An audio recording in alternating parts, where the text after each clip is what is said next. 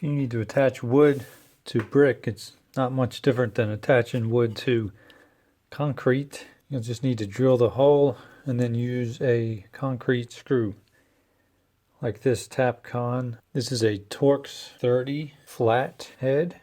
You can use that if you want the screw to be flush or close to flush with the wood. If you don't care about it being flush, you could use one with a hex head. But these are 1/4 inch. Both of these are 1/4 inch, which require a 3/16 inch drill bit.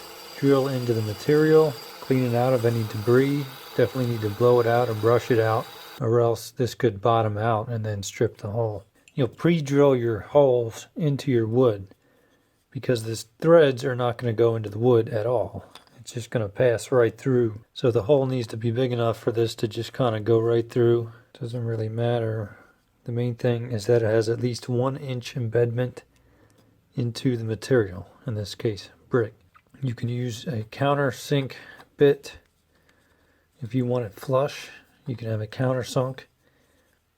Or you can do what I did and just take a 3/8 inch bit and drill out a hole at the top there. Like I said, this is a T30 drive. And then what you'll do is you'll line it up with the hole.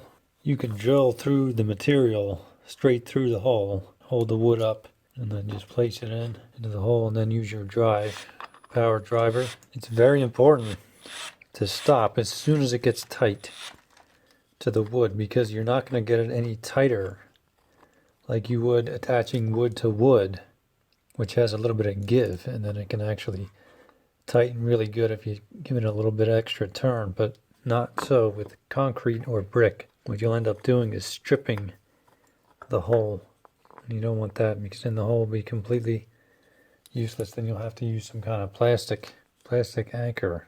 If you didn't care about the wood being flush, you could use a 5/16 hex head, and then same deal. You see this shank is smooth here because it doesn't matter about being threaded into the wood, and then in this case it'll be proud of the wood, but if you don't care about it being flush, then that's fine. But then you will tighten this, just stop as soon as it gets tight, and then you'll have your wood up against your brick for whatever reason. If you're attaching some kind of ledger, if you're attaching these 2x4s as some kind of a shelf bracket, utility shelf bracket, put the shelf on top.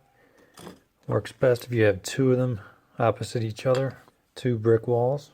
Or you may maybe attaching some kind of furring strip to put drywall or wood paneling over brick or block, and then use a smaller screw.